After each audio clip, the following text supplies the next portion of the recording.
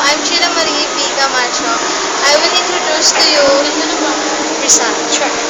One of the strengths of Jose Rizal is the incorporation of the characters of Noli Me Tangere and El Filibusterismo in the life of Rizal and of the Filipinos in general. This only shows that the two books are reflections of the lives of Filipinos during the Spanish regime. But the thought and noble ideas of the book do not only live in the past but also in the present, manifesting the universality and immortality of Rizal's ideas. The beautiful transition of Rizal's time and the setting of the two novels is really impressive. One must have really read the books to better appreciate the movie Jose Rizal. While watching the film, I cannot help but relate Rizal to Crisostomo or Simon.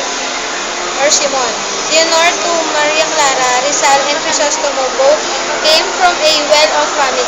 Both of them studied in Europe. Both have dedicated their life to free their people from oppression. And then there's a scene where Leonor was walking down the aisle and Maria Clara singing in the nunnery. Both were locked up at the former. Pwedeng i-post mo ang email.